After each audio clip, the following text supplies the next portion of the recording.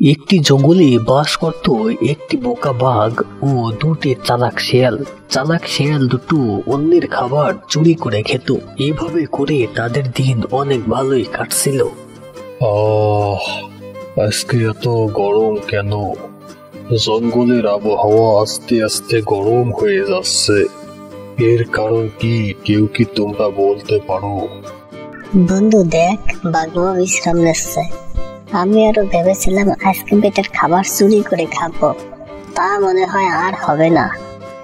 বন্ধু তুই যে কি বলিস, তুই আমার বন্ধু, তোর মন চাইছে তুই বাঘমামার খাবার চুরি করে খাবি। আমি তোর বন্ধু হয়ে যদি তোর ইচ্ছা পূরণ করতে না পারি, তাহলে তো আমি তোর বন্ধু নামের কলঙ্ক হয়ে যাবো রে। দেখ আমি একটা বুদ্ধি বের করি, এখন চল বাঘমামার কাছে যাই। বাঘমামার সামনে গেলে আমার না ভয় করে, ও বেটা চোখের দিকে আমি তাকাতেই পারি না। নাই সাহস, আবার বাঘমামার খাবার চুরি করবে। চল আমার পিছে পিছে আই, দেখ শুধু আমি কি করি।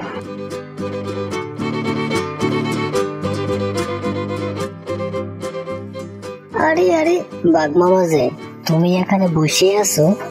হ্যাঁ রে ভাগ্নেরা, আমি বসে রেস্ট নিচ্ছি। আজ যা গরম পড়ছে না, মনে হচ্ছে যদি একদিন ধরে কোনো এক জায়গা যেয়ে পানির ভিতর বসে থাকতে পারতাম, তাহলে মনে হয় আমার শরীরটা ঠান্ডা হয়ে যেত রে। ও এই ব্যাপার তাহলে। আমরা তো তোমার জন্য গরম একটা খবর নিয়ে আইছিলাম। কি খবর রে ভাগ্নে? তাড়াতাড়ি করে বল। জানিসই তো আমার আবার কোনো খবরের কথা শুনলে মাথা ঠিক থাকে না।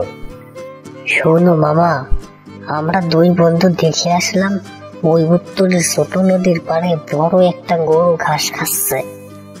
তুমি তাড়াতাড়ি করে যাও, গরুটাকে শিকার করো, আর ফিরতে সময় নদী থেকে গোসল করে ফিরে এসো। দেখবা তোমার শরীরটা ঠান্ডা হয়ে যাবে। তাই নাকি ভাগ্নেরা? তাহলে তো এখনই যেতে হয়।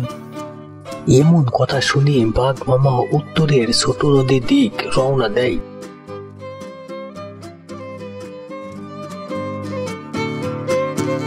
গিরে গরু কই? আমি কোথাও তো গরু দেখতে পাইতেছি না। তবে কি পাঁচি শিয়াল দুটো আমাকে বোকা বানালো? যাক, এসেই যখন পড়েছি তখন গোসলটা করেই ফেলি। আরে আরে, এখানে ওই দুটা কি দেখা যায়? এগিয়ে যাই তো।